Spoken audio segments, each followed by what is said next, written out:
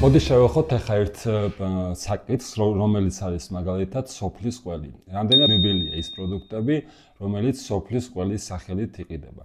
მოდი თავიდანვე გავმჯნოთ, რომ სოფლის ყველი და ფერმერის მიერ დამზადებული ყველი, რომელსაც სოფლის სახელით ყიდის, საერთოდ განსხვავდება ერთმანეთისგან. ქარხნული წარმოების შემთხვევაში ყველს არ შეიძლება ეწოდოს სოფლის ყველი. სოფლის ყველი, ჩემი აზრით, არის ის პროდუქტი, რომელსაც გლეხი დაამზადებს და ძალიან მცირე რაოდენობით გაყიდის სხვადასხვა ადგილებში.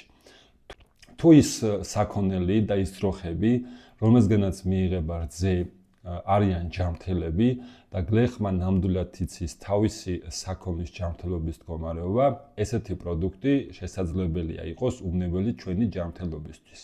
მაგრამ არის მეორე საკითხი, როდესაც მოიწველება ძროხა რძეს და შემდეგ მოხდება ყველის წარმოება, რამდენად აქვს დაცული ჰიგიენური მოთხოვნები. ამიტომ თუ ვიცით ისეთი ადამიანები, რომლებიც პასუხისმგებლები არიან, პასუხისმგებლობით უდგებიან ამ საკითხს, ყავთ ჯანმრთელი ძროხები და ნამდვილად ჰიგიენური ნორმების დაცვით ამზადებენ ყველს, ესეთი ყველი, რა თქმა უნდა, არის ყველაზე კარგი, ყველაზე ჯანსაღი და უვნებელი, მაგრამ რა თქმა უნდა, ესეთი ადამიანების მოძიება ძალიან ძნელია, რადგან უმეტესობა გადასულია იმაზე, რომ მოგვატყუოს და შემოგვასაღოს ისეთი პროდუქტი, რომელიც არ იქნება არც უვნებელი ჩვენი ჯანმრთელობისთვის და არც ხალისხობრივი მაჩვენებლები ექნება მას კარგი.